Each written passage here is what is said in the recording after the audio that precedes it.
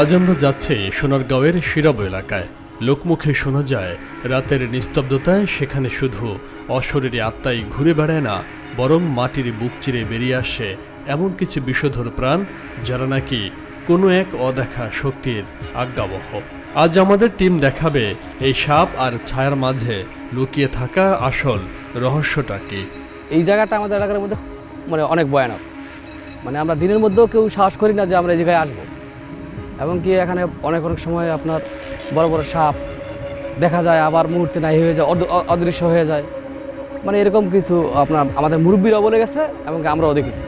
অনেক রূপের অনেক কিছুই দেখা যায়, যেমন একবার কালো হয়ে যায়, আবার হঠাৎ করে মনে করেন যে রূপ চেঞ্জ করে সাদা হয়ে যায়, তারপর আবার আপনার এই সাপের রূপে চলে আসে। হয়তো একটা লোক আসার পরে ওই তার একটা জিন বা ভূত আসর করছে, ধরার পরে আপনার সে কিছুদিন কথা বলতে পারে না, ওই খারাপ আচরণ করে মানুষের সাথে। তারপর মানুষ দেখলে মনে করেন যে ওই সিরা লাইব ফাইরা লাইব, এমনকি বোয়াবাজি করে, বলে যে আয় তোরে খাইয়ালাম, এরকম করে। তো আমাদের এখানে আবার ওই কবিরাজ আছে লালপুরি, ওনার কাছে নিয়ে গেলে উনিও বলে যে না, ওনারকে জিনে ধরছে। তো জিনটা কোথায় থেকে ধরছে? আমাদের ওই ভয়ানক জঙ্গল থেকে ধরছে।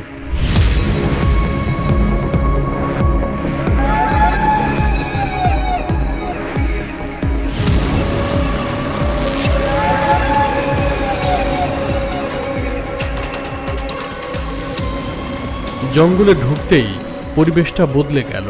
চারপাশে নিস্তব্ধতা, হঠাৎই খসখস শব্দ, মনে হলো শুকনো পাতার উপর দিয়ে ভারী কিছু টেনে নিয়ে যাওয়া হচ্ছে। লাইটের আলো পড়তেই মুহূর্তেই মিলিয়ে গেল সেটা, যেন অন্ধকারই তার একমাত্র আশ্রয়।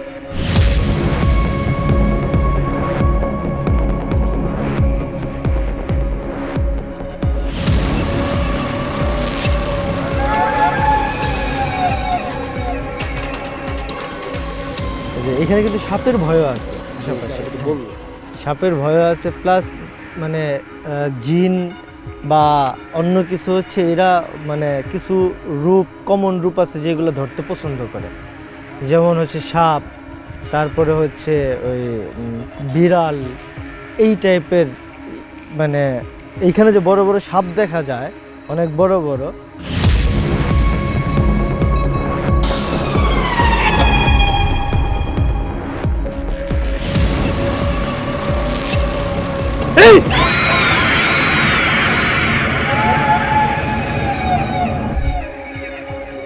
আমাদের ক্যামেরা পার্সন যখনই সেই সকল দৃশ্য ধারণ করছিলেন, ঠিক তখনই গাছের ঝুলে থাকা লতা হঠাৎ ক্যামেরায় জড়িয়ে ধরে। আচ্ছা, এই একটা কিন্তু বিষয় আমি একটা জিনিস বুঝলাম না, যে দেখেন এই উপর থেকে এই লতটা এই পর্যন্ত, তাহলে এই লতটা ওরে 2-3 পেজ কেমনে দিল? এটা কিন্তু টাইট, হ্যাঁ এটা কিন্তু অনেক টাইট। একটা মানুষ কি পেঁচা ফেলছে, তার ওইটা কতটা এটা। আচ্ছা, তাহলে এক পেঁচাইলেও তো এটা লুজ হওয়া লাগে, তাই না? এই যে টানতেছি আমি, এইটা কিন্তু ওই যে এইখানে যারা স্থানীয় লোকজনরে যখন অ্যাটাক করতো, ঠিক আছে, অ্যাটাক করলে তো তাদেরকে যখন আবার কবিরাজের কাছে নিয়ে যেত, তখন কিন্তু ওই যে কবিরাজ শরীরে ভর করার আবার তাদের শরীরে ভর করলে পরে তারা কিন্তু বলতো যে ওই দিক দিয়ে দিনের বেলায় কিসের জন্য গেছে, বা আমার গায়ে থুতু ছুঁড়া ফেলছে, বা আমরা ওইখানে বৈশা মজলিস করতেছিলাম, আমাদের ডিস্টার্ব করছে, এর জন্য আমরা তাদের ধরছি। ওই জায়গাটা কিন্তু এইটা, এই যে তাল গাছ, ঠিক আছে, একটু আগে আমরা গ্রামের লোকজনের কাছ থেকে এই যে তাল গাছের কথা শুনছিলাম, ওই পোকার বাসাগুলোও কিন্তু খুব ডেঞ্জার আছে।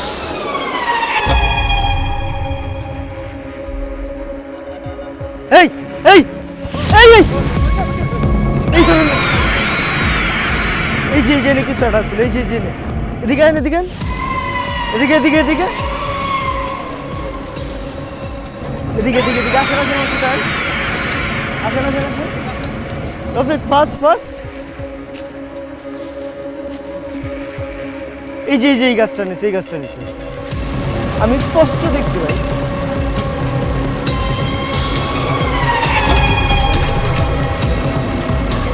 আমি স্পষ্ট দেখছি এখানে কেউ একজন দাঁড়ায় রয়েছে।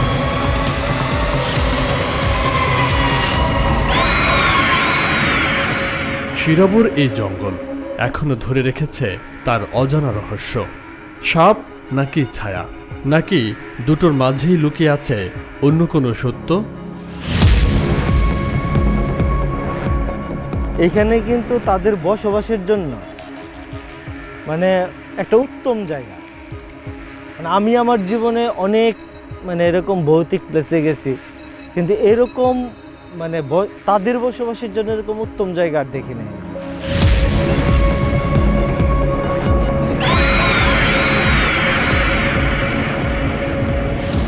আচ্ছা, আমাদের মনে হয় এদিকে যাওয়াই উচিত। চলেন চলেন চলেন। আজ আমরা ফিরে যাচ্ছি, কিন্তু প্রশ্নটা রয়ে গেল ঠিক সেখানেই। অন্ধকারের ভেতর আসলে কে লুকিয়ে আছে? ওই জায়গাটায় যাওয়ার পর আমি ব্যক্তিগতভাবে ফিল করছি যে আসলে এটা তাদের বসবাসের জন্য সবচেয়ে উত্তম জায়গা। এবং আমরা ওইখানে যাওয়ার পর একটা রাস্তা হারিয়ে ফেলছিলাম। এবং এইখানে যে মানে দিনের বেলায় মানুষ আসে না, এটা বোঝা যায় যে এখানে ধরেন মানুষের পায়ে হাঁটা চলার পথটাও কিন্তু ওই দিকে নাই। তার মানে হচ্ছে এলাকার লোকজন যা বলতেছে কিছুটা হলেও সত্য। হ্যাঁ হ্যাঁ হ্যাঁ হ্যাঁ। ছোট ছোট গাছ যেগুলো আছে এগুলা যে মানুষ যাতায়াত করলে যে ভাঙবে কোনো চিহ্ন পাওয়া যায়, যেমন প্রত্যেকটা পাতা তেমনই আছে। এখানে যে কোনো মানুষ যাতায়াত নেই, মানুষ যে কোনো যায় না এখানে, এটা কিন্তু প্রমাণিত। আচ্ছা, আমার মনে হয় যে এখানে আর আমরা অবস্থান না করি।